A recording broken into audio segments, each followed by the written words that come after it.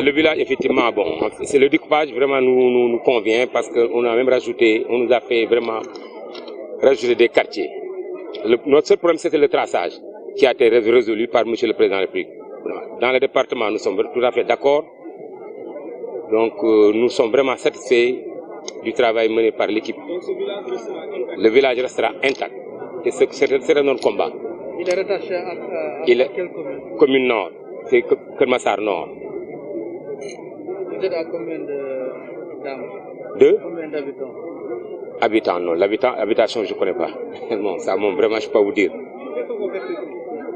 Ouais. Qu'est-ce que vous attendez après le découpage actuellement? C'est officiel. C'est au nouveau département, mais le département a besoin d'infrastructures. C'est mesures d'accompagnement. Les mesures d'accompagnement, c'est donc le stade, l'éducation, un hôpital, un lycée, un terrain de sport. Donc c'est juste ça. C'est les mesures d'accompagnement qui accompagnent un département. Alors sur le plan donc, politique, est-ce que également les citoyens ne seront pas lésés par rapport à la nouvelle cartographie électorale? Non, je ne crois pas. Parce qu'en fait, ça, vraiment, je n'y connais pas. Mais ce qui est sûr, c'est que nous, villageois traditionnels, le village est resté entier.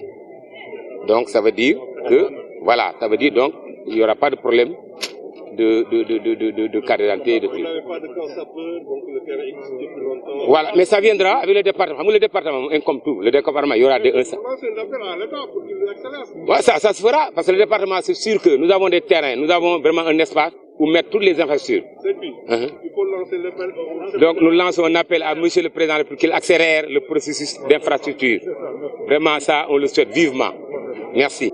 Matar Diop, Jaraaf Kër Massar, di notable fii si dëkk bi ànd ak suñuy mbokk suñuy xarit suñuy mag tey ñun ñoo wootoon fii si Kër Massar solo si mooy gërëm président de la République si départementalisation bi benn bi ci des mooy traçage bi nga xamante ni c'est daf doon xaajale dëkk bi tey dellu si nañu ba boole dëkk bi yëpp mu nekk mooy village traditionnel bi ba yokk si yeneen quartier yi nga xam ne sax si village bi la bokkoon kon dañuy gërëm président di gërëm gouverneur de la région de Dakar avant may gouverneur ministre de l'intérieur monsieur Omar Gueye le préfet de Pikine le sous-préfet des Niayes ak mboolem acteurs yi nga xamante ni si yëpp waa ANAT vraiment ñu ngi leen di gërëm si lii nga xam ne liggéey nañ ko te ba teg ko ci suñu loxo décret bi nag moom la ñuy xaar tey boo leen gisee lii sax dañu am dëj démb loolu moo tax bi ñu wootee aussi déggu leen fi benn xumb respecté nañu les mesures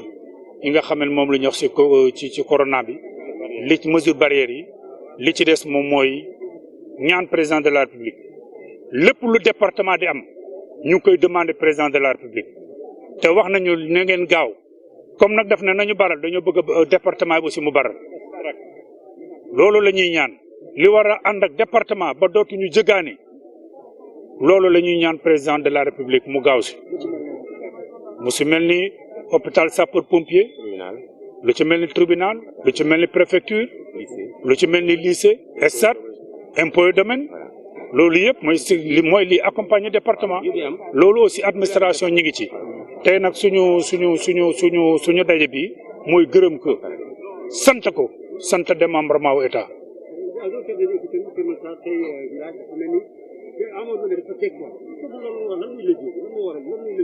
waaw xam nga loolu mooy fooru village traditionnel ndax nit ñëpp ay mbokk lañu ñi fi nekk si gannaaw tey bu ma neexee tey fu ma neex añe fu ma neex reere loolooy njëlbeenu village traditionnel bu naan banqaas ne ñaan golaan ne tukulóor sanc ne pëlga faas loolu mooy village traditionnel bi tey ji tool bu ci nekk mën naa la taxaw wax mag ña ko nekkoon ñi naan sàmm ci àll bi ñu ngi nii ñii fi nekk ni ay famille lañu famille Sy famille Dia famille Diop famille Ndour famille Ndiaye famille Mbeng famille Dieng Sarr ñëpp ñu fi loolu mooy village traditionnel bu Kër Massar les 137 quartiers bu ñu sañoon sax 137 quartiers yëpp la ñuy def benn commune waaye loolu mënatul a ne li mën a ne moom la état def mooy nañ ko def ñaari commune kon ñu ngi sant di gërëm yéen it presse bi yéen a ngi fi bu yàgg ba tey ci naaju tàng wi kon loolu moom mooy li nga xam ne appel bi moo war a woote bi nii xale yi ko organisé ñoo leen gërëm kenn déggul ne village traditionnel ñi ngi sànni nañu xeer kenn déggul ne wax nañu loolu lu ko naqari kon nii ñu ko xale yi defee ñu ngi koy ñaan ci yeneen dëkk yi tey jeunes yi Malika dañoo tardé mais ñu ngi fi lancé nañu appel seen i maire ñi fa nekk ñëpp te xam ne liggéey bi nag ñoom ñoo koy mujjee te ñoo koy yore.